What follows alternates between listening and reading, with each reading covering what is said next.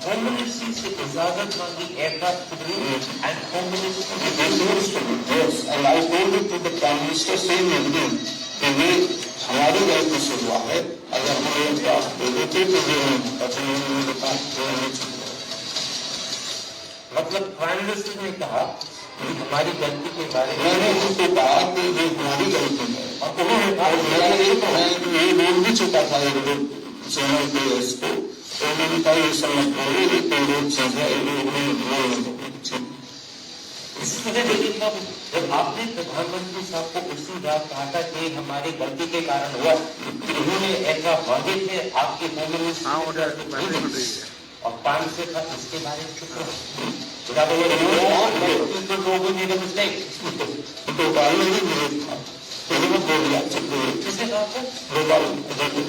उन्होंने ये मुझे क्लास में मुझे बिल्कुल याद है नेशनल पब्लिक पार्क अपनी शूटिंग करा रहे थे वहाँ पूरी निकलता है वहाँ से बाहर निकलते भागे से उन्होंने फोन किया तो कल क्या हुआ कल ऐसे ऐसे होना तो तुमने सिर्फ हमारी गलती से हुआ अगर हम ये क्लास दे देते तो तुम उनका किसको चुप हो गया और 2 साल निकालते और कश्मीर के मामले में तो मुझे सख्त हिदायत थी कि कुछ नहीं हो वो हमने फोन करके कहा तो फिर कश्मीर में बोल दी हमेशा बोलने से रेफरेंस ड्रॉप हुआ तो कहा कि कश्मीर पे अगर आप दोबारा बोले तो मैं फिर आपसे कभी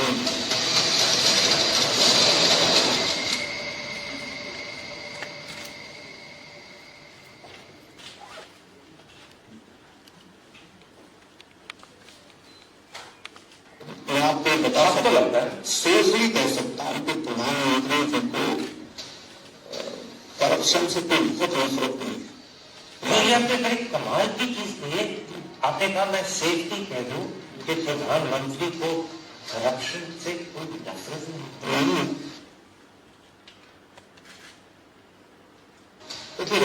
मोदी के बारे में मेरे लोग तो नहीं है वो सारे लोग नहीं थे बहुत सारी चीजें जैसे जब भी उनसे मिला वेरी इनफॉर्म पर्सन उनको कोई जानकारी नहीं इनफॉर्म का मतलब हुआ इग्नोरेंट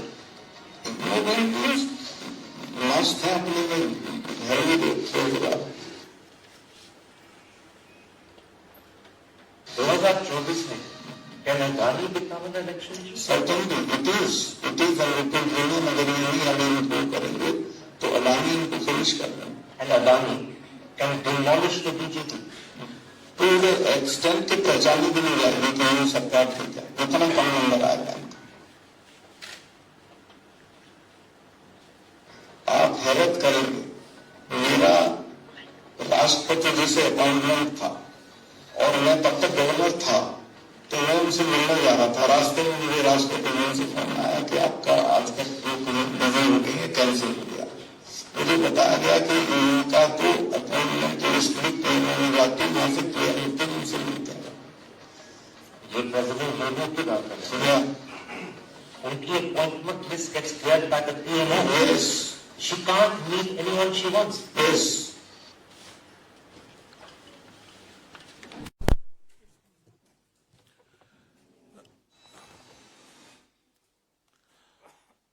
दोस्तों आपने अभी भी देखा हमारे देश के वरिष्ठ राजनीतिक व्यक्ति जो 4 राज्यों के राज्यपाल रह चुके हैं सत्यपाल मलिक जी और 1918-1919 में 1918 और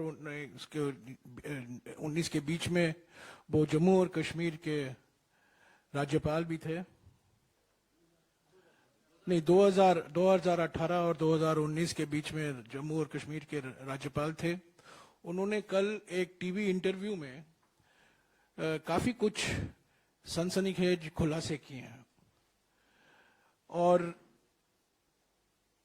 इसको दबाने की पूरी कोशिश की जा रही है जो सत्य का जो अपने आप को सत्य का पालनहार मानते हैं वो सत्यपाल मलिक जी की इंटरव्यू को दबाने में लगे हुए हैं पर ये सच्चाई दबेगी नहीं और इसको हम आगे ले चल रहे हैं। और आज सुबह पवन खेरा जी और सुप्रिया श्रीनाथ जी इस पर और कुछ बातें रखेंगे। और मैं समझता हूं ये जो सवाल उठाए जाते हैं इस इंटरव्यू के बाद, ये बहुत गंभीर सवाल है, महत्वपूर्ण सवाल है, राष्ट्रीय सुरक्षा से जुड़े हुए हैं, शासन से जुड़ा हुआ है। और प्रधानमंत्री से हम कुछ सवाल भी करेंगे, पर पहले पवन खेरा जी इस पर और विस्तार से आपको जानकारी देंगे। और बाद में खास तौर से पुलवामा के संदर्भ में जो सवाल उठते हैं वो सुप्रिया श्रीनाथ जी आपके सामने रखेंगे। पवन खेरा जी। धन्यवाद जयराम जी। अभी 3-4 दिन पहले इसी मंच से हमने सत्यपाल मलिक जी के एक और इंटरव्यू की चर्चा की थी। सत्यपाल मलिक जी ने जो कल इंटरव्यू दिया है, आरोप बहुत गंभीर है और एक ऐसे व्यक्ति से आ रहे हैं जो एक सीनियर नेता भी है, पूर्व राज्यपाल भी है और इतना करीबी प्रधानमंत्री के रहा था कि जब 370 हटाया जा रहा था तो एक संवेदनशील दौर में एक संवेदनशील राज्य के वो राज्यपाल बनाए गए। तो कुछ सोच समझ कर ही बनाया होगा, कुछ करीबियां रही होंगी, विश्वास पात्र रहे होंगे। तो कोई ये भारतीय जनता पार्टी की आईटी सेल के 2 रुपए के ट्रोल तो है नहीं कि उनकी बात को नजरअंदाज कर दिया जाए। गंभीर बात कर रहे हैं, विस्फोटक इंटरव्यू है। 4-5 उन्होंने महत्वपूर्ण और प्रमुख मुद्दे उठाए हैं। जो कोट अभी आपने उनका देखा कि मैं सेफली कह सकता हूं प्रधानमंत्री जी को करप्शन से बहुत नफरत नहीं है। आज सत्यपाल मलिक जी की स्थिति क्या है, पहले उस पर 2 मिनट बात कर लें। 1 मिनट। किराए के मकान में दिल्ली में रह रहे हैं एक पीएसओ के साथ। हमें मालूम है प्रधानमंत्री जी को सत्य की आवाज से ज्यादा मधुर गुलाम की आवाज लगती है। तो सत्यपाल जी को एक पीएसओ दे रखा है। जिस व्यक्ति की देखरेख में 370 हटाया गया, जिस पर भारी खतरा है, उस व्यक्ति को आपने एक पीएसओ दे रखा है। दिल्ली के एक कोने में किराए के मकान में वो रह रहे हैं। आप अपने कुछ समाज में जहर घोलने वाले एंकर्स,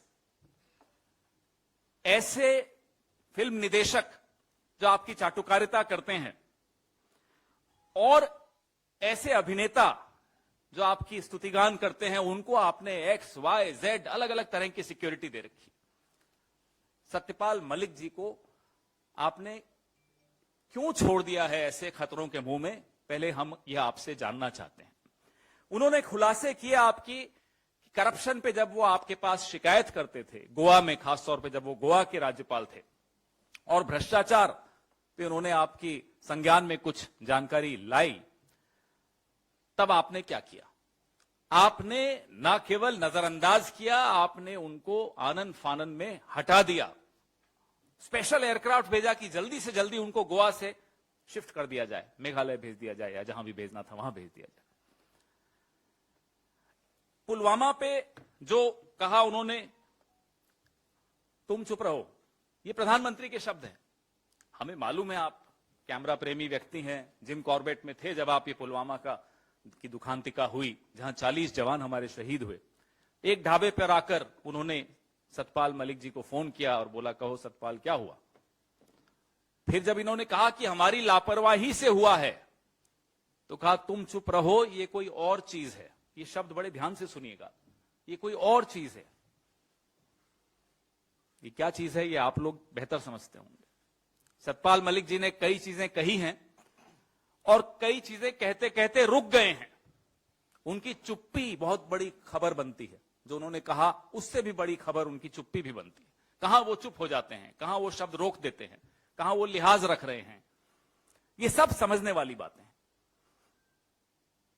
एनएसए की क्या भूमिका रही? एनएसए ने भी इनको सलाह दी कि इस पर आप कुछ मत बोलिए, लापरवाही के बारे में कुछ मत बोलिए। जिस देश का प्रधानमंत्री अपने 40 जवानों की शहादत पर वहां के राज्यपाल को कहता है कि कुछ मत बोलिए, उस देश का क्या दुर्भाग्य है वो आपके सामने है। प्रधानमंत्री जम्मू कश्मीर के बारे में इग्नोरेंट और इल इन्फॉर्म्ड हैं। ये सत्यपाल मलिक जी इल इन्फॉर्म्ड शब्द उनके हैं। इतना महत्वपूर्ण राज्य, इतना संवेदनशील राज्य, लेकिन प्रधानमंत्री का एटीट्यूड क्या है? मस्त में है, अपने मस्ती में है अपने, टू हेल विथ इट। ये सब सत्यपाल मलिक जी के शब्द हैं, हमारे नहीं। अदानी घोटाले पर प्रधानमंत्री की चुप्पी प्रधानमंत्री को बहुत नुकसान पहुंचा रही है, यह भी सत्यपाल मलिक जी कहते हैं, क्योंकि अब यह मुद्दा गांव के स्तर तक पहुंच गया है। और उन्होंने यह भी कहा कि राहुल गांधी को संसद में बोलने की अनुमति देने से इनकार करना एक अभूतपूर्व गलती है, unprecedented. It has never happened in the history of parliamentary democracy. उनका यह कहना था कि जो राहुल गांधी सवाल उठा रहे हैं अदानी महाघोटाले पर, बहुत सही सवाल उठा रहे हैं और प्रधानमंत्री उनमें से एक भी सवाल का जवाब नहीं दे पा रहे। एक अकेला पूरे लोकतंत्र पर भारी। ये इस पूरी कहानी का जिस्ट है, का निचोड़ है। वो खुद ही बोलते हैं मैं एक अकेला भारी हूं। किस पर भारी हैं वो सत्यपाल मलिक जी ने आपको बता दिया।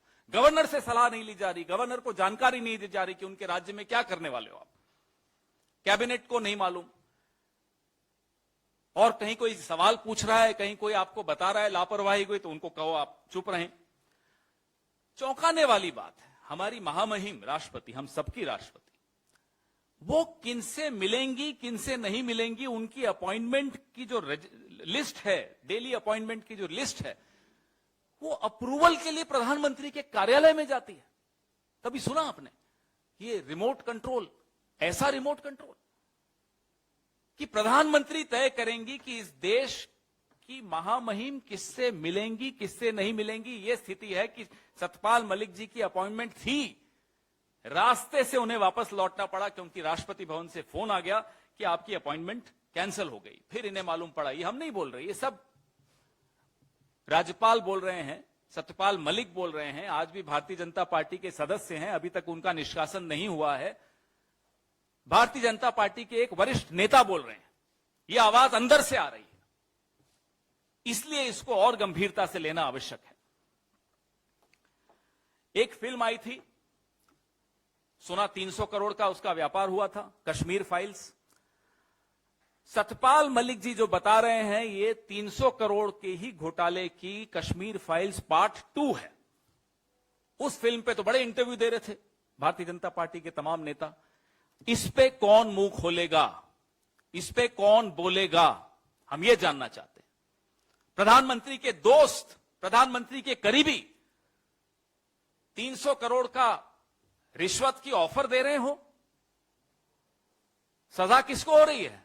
सजा एक तरह से विसल ब्लोअर को हो रही है। कौन है विसल ब्लोअर? सत्यपाल मलिक। कौन है सत्यपाल मलिक? भारतीय जनता पार्टी के नेता हैं आज भी। किसको सजा होनी चाहिए, सजा हो किसको रही है? उनकी सुरक्षा खत्म करके आपने उनको छोड़ दिया। और उनके अगर आप इंटरव्यू देखेंगे, 1 घंटे 9 मिनट का इंटरव्यू है, तो वो कहते हैं कि ये तो चाहते हैं कि कोई मुझे मार डाले। ये उनके शब्द हैं, हमारे नहीं है। बहुत ही विस्फोटक है। उम्मीद करता हूं कि जिन गुलामों की आवाज पे सुबह से शाम तक आप लोग डिबेट करते हैं, इस सत्य की आवाज पर भी आप लोग डिबेट करेंगे, इस पर भी चर्चा करेंगे। इंटरव्यू लेने वाले ने बड़े तीखे सवाल पूछे। ये वही इंटरव्यू लेने वाला है जिसके एक सवाल से किसी को प्यास लग गई थी, पानी पी के हलक सूखता हुआ निकल गया था। सत्यपाल मलिक जी ने तो बड़ी वीरता के साथ सब जवाब भी दिए। मैं सुप्रिया श्रीनेत जी से आग्रह करूंगा कि पुलवामा वाले मुद्दे पर, जो बहुत गंभीर मुद्दा है इस देश के सामने, देश की सुरक्षा से जुड़े हुए सवाल का जवाब आज तक जिस पर नहीं मिला है, 40 जवानों के परिवार, जो शहीद परिवार हैं शहीदों के, वह भी उत्तर के इंतजार में है। इस देश का एक एक नागरिक उत्तर के इंतजार में है।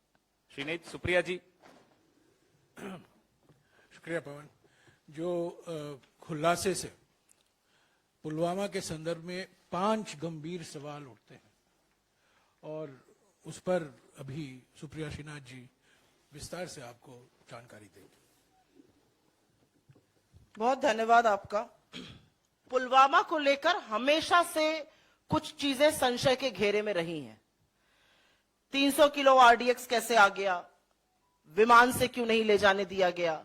जो रोड था, जो मेन रोड जिस पर यह काफिला जा रहा था, आर्टीरियल रोड्स को बंद क्यों नहीं किया गया? इतना इंटेलिजेंस इनपुट था, जैश की धमकी थी, उसके बावजूद भी सड़क से क्यों लेकर गए? और इस जांच का क्या हो रहा है? ये सारी चीजें संशय के घेरे में थी, अगाहे बगाहे इस पर चर्चा भी हो जाती थी।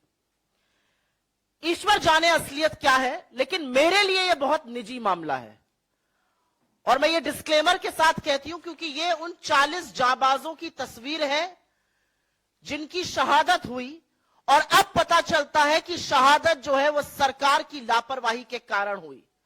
और इसमें जो दूसरी लाइन है, उसमें जो पहले व्यक्ति है पंकज त्रिपाठी जी, वो मेरे गृह क्षेत्र महाराजगंज से आते हैं और उनकी शहादत के वक्त जब मैं उनके घर गई थी तो मैंने वहां पर उनके पिता को, उनकी गर्भवती पत्नी को और उनके छोटे से बच्चे को बिलखते हुए देखा है।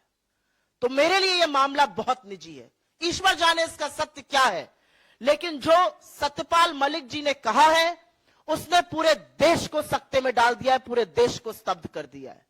क्योंकि सत्यपाल मलिक जी, जैसा कि जयराम जी ने कहा या पवन जी ने कहा, यह कोई आम साधारण व्यक्ति नहीं है। ये जम्मू कश्मीर के 2019 के गवर्नर, राज्यपाल थे जब यह हमला हुआ। ये गोवा के राज्यपाल रहे, ये मेघालय के राज्यपाल रहे, बिहार के राज्यपाल रहे और इनकी काफी निकटता, ये विश्वास पात्र थे प्रधानमंत्री का। फर्स्ट नेम टर्म पर इन लोगों की बातें होती हैं और ये वो बात कह रहे हैं, इस बात की पुष्टि ये कर रहे हैं। मैं आपसे दरख्वास्त करती हूं कि एक बार 2019 14 फरवरी को याद करिए। 3:15 बजे ये हमला हुआ, खबर आई। लखनऊ में प्रियंका गांधी जी की पहली प्रेस कॉन्फ्रेंस थी, वो प्रभारी उत्तर प्रदेश ईस्ट बनकर गई थी, उन्होंने अपनी प्रेस कॉन्फ्रेंस कैंसिल करी। राहुल गांधी जी का एक भोज था G20 राजनयिकों के साथ, उन्होंने वो कैंसिल किया। लेकिन आपको पता है कि हमले के 2 घंटे बाद भी अमित शाह जी ने रैली करी और प्रधानमंत्री मोदी कॉर्बेट नेशनल पार्क में बेयर ग्रिल्स के साथ मैन वर्सेस वाइल्ड शूट कर रहे थे।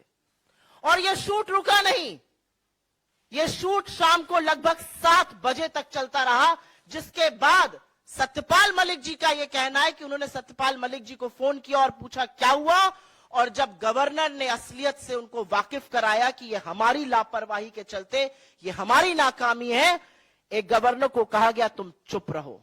और एक बार नहीं, उनको बार बार चुप रहने की धमकी दी गई और यह भी साथ में कहा गया अगर तुम कश्मीर पर बोले, इस मामले पर बोले तो मैं तुमसे मिलूंगा नहीं।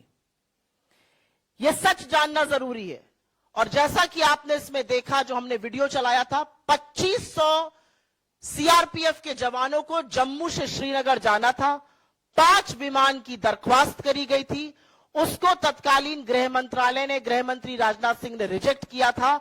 और यही सच, अगर यह ना होता तो यह आतंकी जो साजिश थी यह नाकाम हो जाती।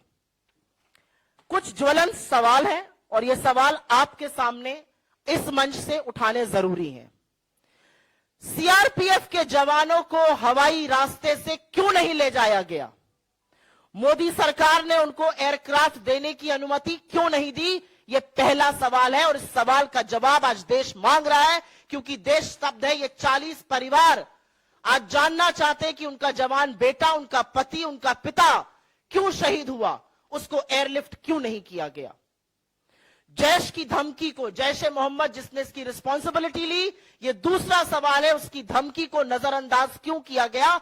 और बाकी रिपोर्ट्स बताती हैं कि 2 जनवरी 2019 से लेकर 13 जनवरी 2019 के बीच में 11 इंटेलिजेंस इनपुट्स थे कि ऐसा एक आतंकी हमला हो सकता है। और उसके बावजूद भी 78 गाड़ियों के काफिले को, ये 1 या 2 गाड़ियां नहीं जा रही थी, सीआरपीएफ की 78 गाड़ियों के काफिले को सड़क के माध्यम से जम्मू से श्रीनगर ले जाया जा रहा था जब अवंतीपुरा पुलवामा में यह कांड हुआ।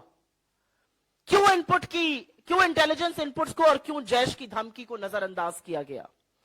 तीसरा और बहुत बड़ा सवाल, और यह सवाल सब लोग पूछते हैं, 300 किलो आरडीएक्स से भरा एक गाड़ी टक्कर मारती है एक बस को और वहां पे स्वाहा हो जाता है सब।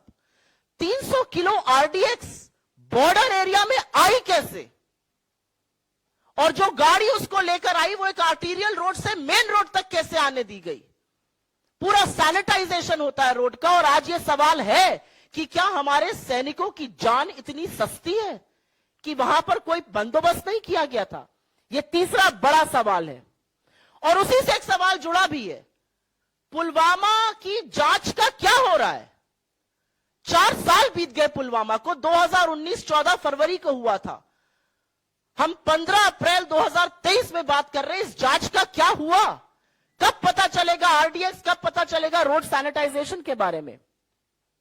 चौथा और बहुत महत्वपूर्ण सवाल, सतपाल मलिक जी ने अपने इंटरव्यू में साफ तौर से कहा है कि उन्होंने प्रधानमंत्री को बताया कि गृह मंत्रालय ने रिजेक्ट किया था, उनको चुप रहने को कहा गया, तुम चुप रहो। और यही तुम चुप रहो नेशनल सिक्योरिटी एडवाइजर, राष्ट्रीय सुरक्षा सलाहकार श्रीमान डोवल जी ने भी उनको दिया। तो इनकी क्या रिस्पॉन्सिबिलिटी है? तत्कालीन गृह मंत्री राजनाथ सिंह जी की या डोवल जी की क्या रिस्पॉन्सिबिलिटी है? इनकी जिम्मेदारी कैसे, कब और कौन तय करेगा? और अंतिम बड़ा सवाल यह है कि इतने बड़े हादसे के बाद आज 4 साल हो गए, और जब सत्यपाल मलिक जी इतना बड़ा खुलासा करते हैं और पता चलता है कि उनको चुप रहने के लिए प्रधानमंत्री ने कहा था, आज ये पूछना पड़ेगा, ये धमकी, ये हिदायत, ये नसीहत, जो भी कह लीजिए, उनको क्यों दी गई? और अंत में मैं सिर्फ इतना कहना चाहती हूं कि ये जो सर्टिफिकेट बांटते फिरते हैं देश प्रेम का, देशद्रोह का, अगर ये देशद्रोह नहीं है, अगर ये 40 लोगों की शहादत और बेयर ग्रिल्स के साथ ये फोटो एक साथ देशद्रोह नहीं है, तो देशद्रोह क्या है? मैं जयराम जी से कहूंगी कि वो इसको आगे की कार्रवाई के लिए करें। शुक्रिया। जैसा कि मैंने पहले ही कहा था, जो अपने आप को सत्य का पालनहार मानते हैं, वो सत्यपाल मलिक के इंटरव्यू को दबाने में लगे हुए हैं, पर ये दबेगा नहीं। और जो खुलासे हुए हैं, जरूर देश मांग रही है कि सत्य क्या है, सच क्या है। जैसा कि पवन जी ने कहा और सुप्रिया ने भी कहा, सत्यपाल मलिक न केवल राज्यपाल रह चुके हैं, 4 राज्यों के राज्यपाल रह चुके हैं, वो वरिष्ठ नेता हैं, बल्कि आज भी भारतीय जनता पार्टी के सदस्य हैं, आज भी बीजेपी के पार्टी में वो शामिल है। तो वास्तविक है ये सवाल पूछना इस सरकार से कि जवाब क्या है, आपका रिस्पांस क्या है? नेशन वांट्स टू नो, देश जानना चाहती है। पर आप जानते हैं दोस्तों कि जब कभी कोई गंभीर मसला उठता है हमारे देश में, संसद के अंदर या संसद के बाहर,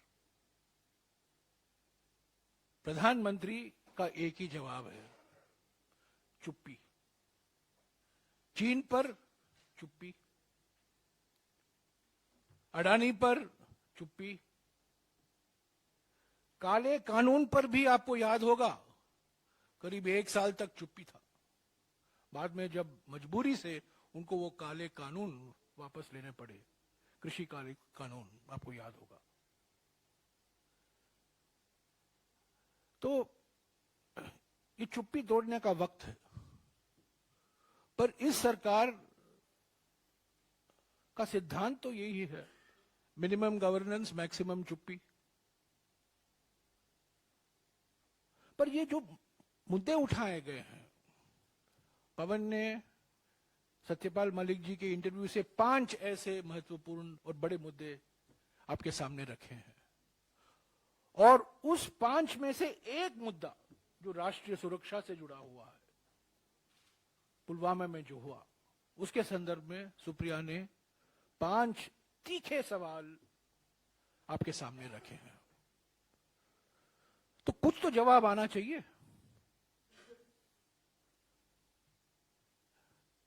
जवाब नहीं आएगा क्योंकि मिनिमम गवर्नेंस, मैक्सिमम चुप्पी, मिनिमम गवर्नेंस, मैक्सिमम साइलेंस, यही तो सिद्धांत है सरकार का। या कार्रवाई कीजिए सत्यपाल मलिक के खिलाफ, या जवाब दीजिए जो सवाल उठाए गए हैं इंटरव्यू से, और पुलवामा के संदर्भ में जो सवाल उठाए गए हैं कांग्रेस पार्टी की ओर से, जो सुप्रिया जी ने अभी आपके सामने रखा है, इस पर जवाब आना जरूरी है, अनिवार्य है। बहुत हो चुका है, पर हम जानते हैं कि अभी जो प्रयास हो रहे हैं कि इस न्यूज को किसी भी तरह से दबाया जाए और कहीं हेडलाइन पैदा करें, इसको हेडलाइन में मत रखें, तो कुछ ना कुछ प्रयास तो होता रहेगा आज और कल, पर यह मुद्दा जाएगा नहीं। इंटरव्यू से जो सवाल उठते हैं, खास तौर से पुलवामा के बारे में जो सवाल उठते हैं और उठाए गए हैं, उस पर कांग्रेस पार्टी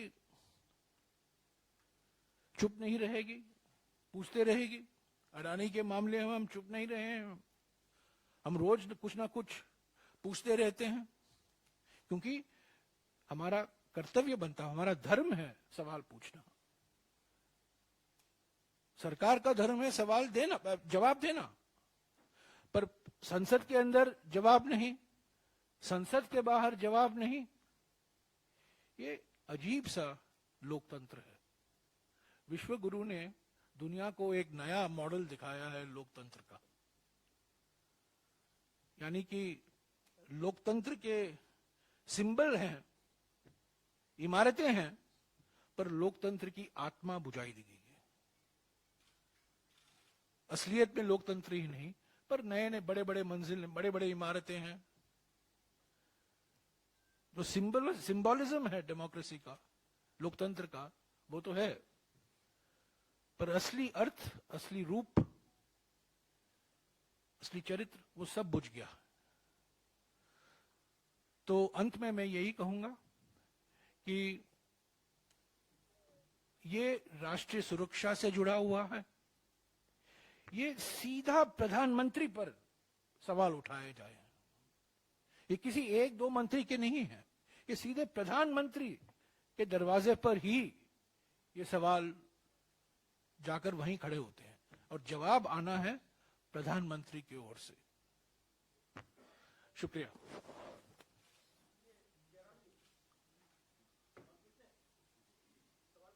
हाँ जी, पूछिए इसी पर। इससे पहले जब पुलवामा पर जो भी सवाल उठाए गए कांग्रेस की ओर से, तो कहा गया कि ये कांग्रेस आतंक को लेकर, उसके आतंकी हमले को लेकर सवाल उठा रही है। मैं एक और चीज ऐड करना चाहती हूं सर, आपकी परमिशन से, और अपने मीडिया के साथियों से सिर्फ मैं ये कहना चाहती हूं कि एक पूर्व राज्यपाल जो आतंकी हमले के दौरान गवर्नर थे जम्मू कश्मीर के, उनके लगाए हुए आरोप है, उनका खुलासा है। तो जरूरी है, क्योंकि राष्ट्र में इसकी चर्चा हो रही है, लेकिन मीडिया में, टीवी चैनल्स में और अखबार में इस पर सांप जरूर सूंघ गया है। आपने जो बात कही, बहुत बड़ा अंतर है। ये एक पूर्व राज्यपाल कह रहे हैं, ये बीजेपी के नेता कह रहे हैं,